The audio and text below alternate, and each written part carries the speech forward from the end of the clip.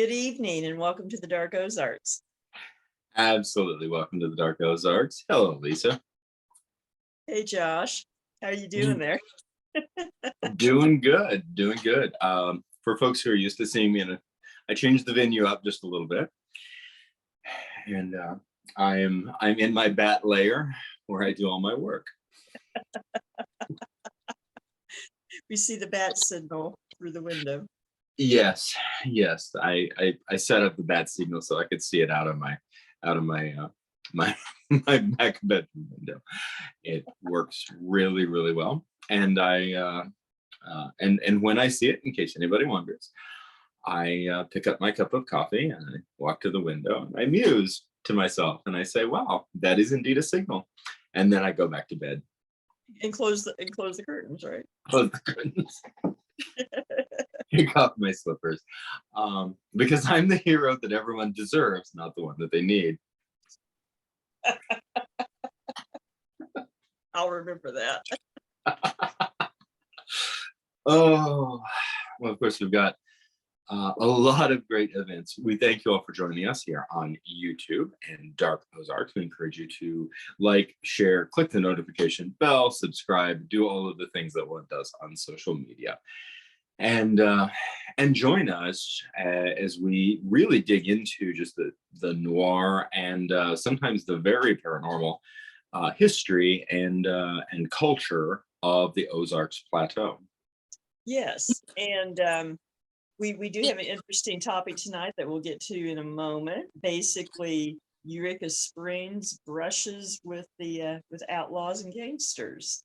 Yes, and I am consistently impressed by how much of the Old West is part of Ozarkian history and the borderlands of the Ozarks and so many things that are featured in everything from the 19th century dime novels and the pop culture of that era, all the way up to early movie making, to mid-century movie making, even into modern films like the Coen brothers remake of True Grit with Yes. Jeff Bridges. All have direct ties to the Ozarks in ways that many people would find very surprising, as well as, of course, a lot of crime. And as long as it's not happening to us, and particularly if it's separated by generation, crime is fascinating. It really is, and just how it affects the area and how things have evolved. Correct. And you watch that process. I think the study of that process is fascinating, and sometimes we study it without even realizing that we're studying it, because these archetypal motifs, the characters, the outlaw, the lawman, these types of warring factions, and the opinions that community and civilization come to in response, sometimes for or against, or interestingly enough, I love that ambiguous space in which there are elements of for and against at the same time, sometimes by the same factions, and even the opposite, the opposite inverse, the outlaw turned lawman, or the lawman turned outlaw, is a very real part of this history. And even today, we see, just the transit. If you hang out for very long in Eureka Springs, just count the number of cars from Oklahoma, count the number of folks who are coming from Fort Smith, who are coming from Little Rock. It is the transit spaces. It is very much alive and well, just as it was in the old days. And there certainly was a point in which the mineral spring and spa town of Eureka Springs, in the latter half of the 19th century and in the very early years of the 20th century, had a frontier sensibility. Definitely. And I think the irony is we don't think about that now, because Eureka Springs markets itself as genteel Victorian town, And that element is there. and that element is there, but that element was often there with all these other aspects as well in other places. So Very, very true. To me, it is fascinating, exciting to dig into this, and exciting even to dig into a little bit more just of the history and the culture of Eureka Springs, which is one of my favorite places to visit. I only live about 45 miles away, far enough away that it's not a place that I just drop in on a daily basis, but close enough that with a couple of, if I have a few extra hours in between, run down there, eat at some of my favorite places, and just soak in the scenery. And yeah, it's really phenomenal. Now we have an impressive calendar of events coming up. The state of the I almost said state of the Ozarks Fest. I'm used to saying that. The Dark Ozarks autumnal calendar of 2022 is extensive. it is, and it's going to be exciting, and it really gets kicked off this weekend. It really, really does. Just happen to have a poster. Uh, State of the Ozarks Fest will be in downtown Hollister this Saturday, September 17th, on the historic Downing Street, which has been placed on the National Historic Registry in 1978. The festival runs 10 a.m. to 6 p.m. And we're going to have craftsmen, we're going to have historians, we're going to have medieval combat, we're going to have cosplay, we're going to have all sorts of great stuff, as well as a fantastic roster of traditional and contemporary artisans. Plus, there'll be food and who knows what else around. Oh, yeah. We're actually, of course, you can find Dark Ozarks at the State of the Ozarks headquarters booth. Super easy to find in sort of the Midtown and Mid-Square area in front of the Old English Inn. The Old English Inn is a landmark and very historic, very haunted structure. And we're right in front of it on the railroad track side. Also, a historic depot opened in 1909 in Edwardian architectural style. You'll be able to go in the depot. The depot is city property. It is normally closed to the public. It will be open during the festival, so folks can go in there and see that, as well as check out historic telegraph keys in operation, one of which is actually from Hollister and was used in the depot up into, I believe, the 1950s. I do. I want to watch that demonstration too, because I've never actually seen a telegraph key actually demonstrated. So it's going to be very exciting. So a little bit of history will actually be made in the reality that the Hollister's working telegraph key will be in operation, sending messages out onto the into the air on the day of the festival, thanks to Nathan Metzger. that's gonna be fun. And then the following Saturday, we are in Caney, Kansas. Yes, we are. And For the Southeast Kansas SEK Paracon. Really excited to work with those folks. and if you're interested, go to the SEK Bordertown Paranormal page on Facebook for details, or you can message us, we'll tell you too. It's an all-day event. We're going to be speaking on various topics throughout the day, and Caney is actually part of what they call the Little Ozarks of Kansas, and it has some very interesting lore. So free event, come on out. And then on October 7th, we will be back in Hollister. Yes, we will. First Friday Art Walk, hosted by State of the Ozarks, is on October 7th. It is the first Friday of October. It really kicks off the Halloween season for Hollister, Missouri. And at 7:30 p.m., we will be hosting a historic walking tour of downtown Hollister. There's 3 parts to the tour. We've got the history and some of the hauntings of Downing Street, history of Taney, We've got traditional Ozark storytelling, as well as really an extensive tour of the Old English Inn and some demonstrations of a paranormal investigation survey. Yes, it's gonna be a lot of fun. We're gonna be in period clothing, so we encourage everyone else to, if you want to come in costume, cosplay, period clothing, come on out and have some fun. Absolutely. I may or may not be wearing antlers, so the sky's pretty much the limit, as long as it does not obstruct your vision. And the real thing to remember is there are going to be some stairs and a fair amount of walking, so wear comfortable shoes and just be able, ready to navigate some steps. Exactly, exactly.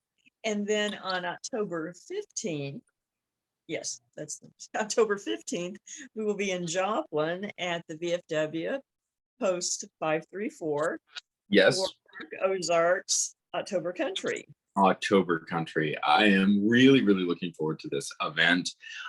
It's really our first Paracon, paranormal conference that Dark Ozarks has hosted, and it's going to be a lot of fun, very, very interactive, and possibly more interactive than anticipated, because the VFW Hall has a multi-layered and multifaceted history, and a lot of activity is recorded there on a regular basis.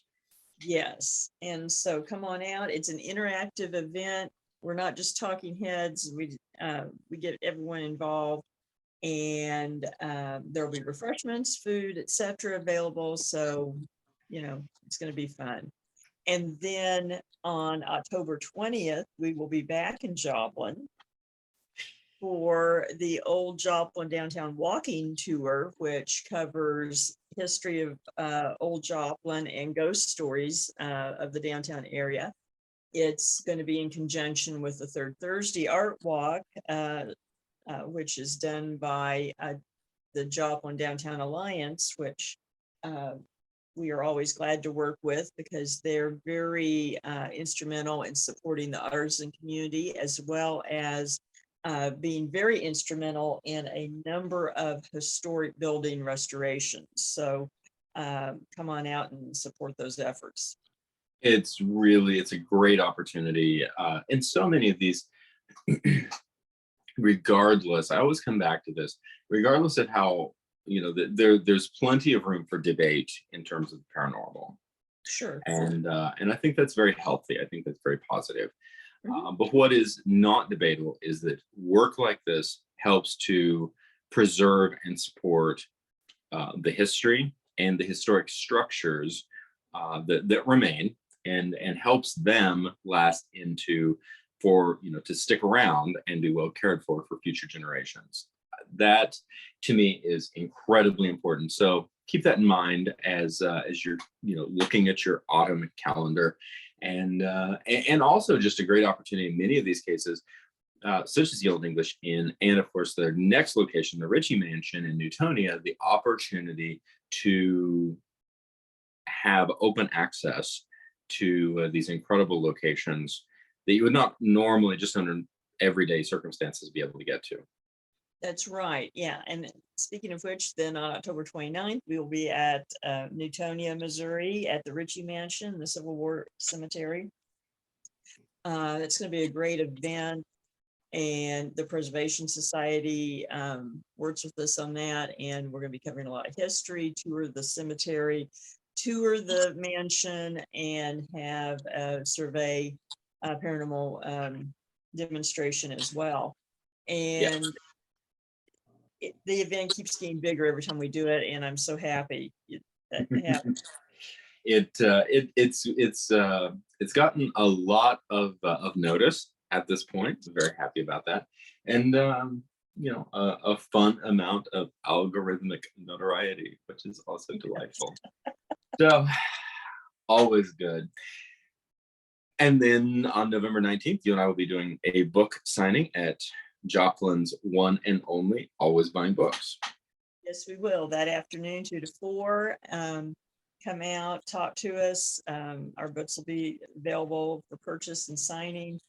And it's a great bookstore. You can find anything from just general reading material in genre, genres to high-end collectibles to hard-to-find nonfiction. And, Bob and Elise are wonderful at what they do, and they sponsor the podcast and video cast. So we are happy for that. And they are also sponsoring the October Country event.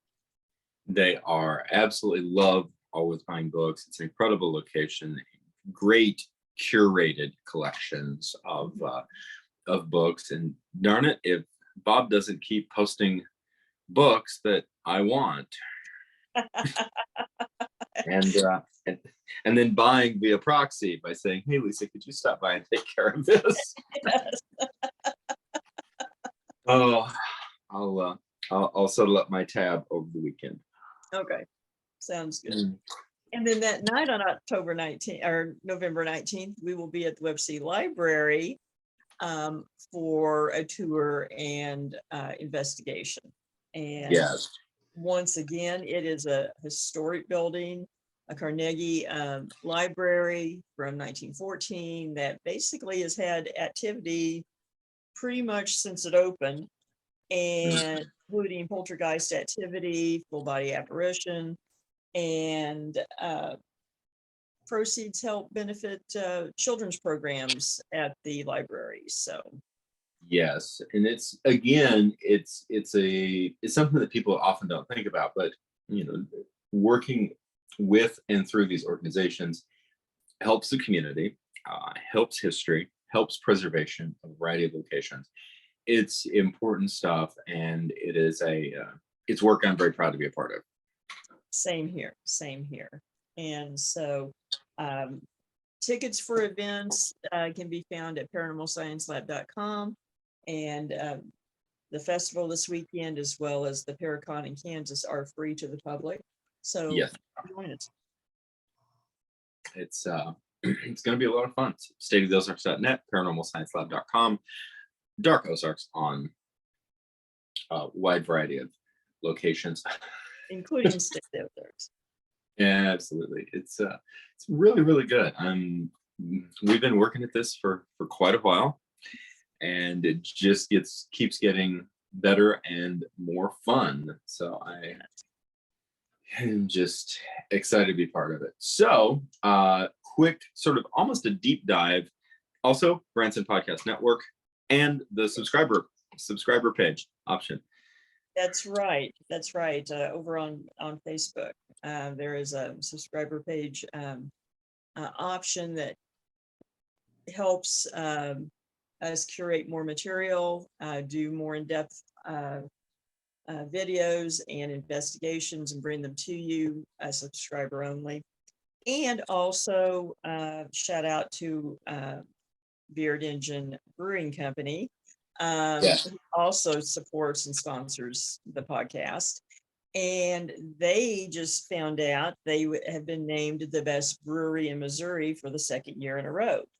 I am excited about that, and Yeah. having had some of their beer, I'm very proud of them, and it is quite excellent. I will be happy to vouch for that. Also, interestingly haunted from what our survey investigations and original information has provided.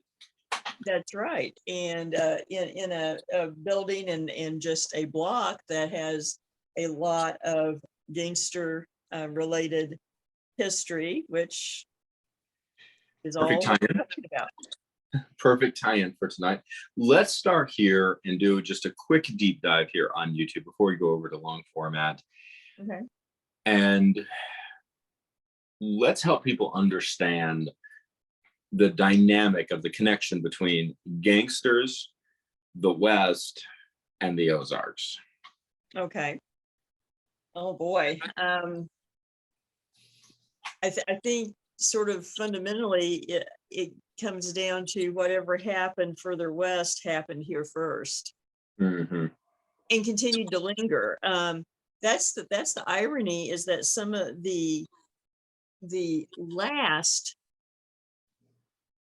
Old West gangs and outlaws were actually gunned down or taken in, actually, in the Ozarks Yes.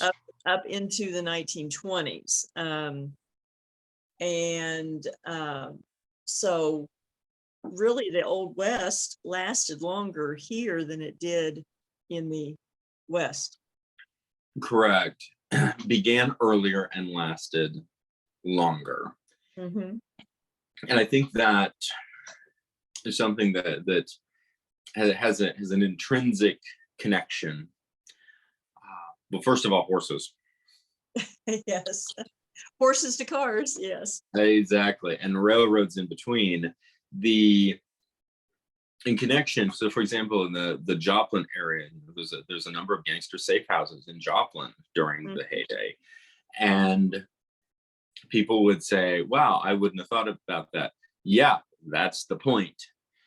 Yeah, that was the point, but it made so much sense as being a crossroads area. And ironically, the notorious names that we know from either the Old West and the Prohibition era and Great Depression era, the majority of them were either from this area or operate in this area predominantly. Yes. And that includes a lot of different connections. But I think, especially as our culture has transitioned away from a lot of public rail, just as a de facto form of transportation, that is missed is that cities like Joplin and lots of other cities as well, of that similar caliber of population, etc., were just a comparatively short train ticket away from Chicago. That's true, from Chicago, from Hot Springs, and really anywhere that anyone was trying to get away from. It wasn't hard to get here, but it was easier to lay low. Right. And it my nerddom, my geek card is about to show. It's like by short hyperspace jump, thousands of worlds are just not very far from the galaxy's center and Coruscant. Star Wars nerd here, irredeemable Star Wars nerd. But which one?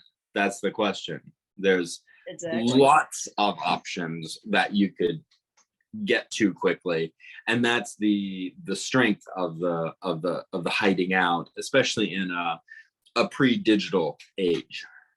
Exactly. And that might be a good spot for us to jump off here, and then we'll continue this in our long format, and the long format video will be uploaded tomorrow night. Absolutely. It's going to be great. Yes, thank you all, and we'll see you next week. Night, everybody. Night.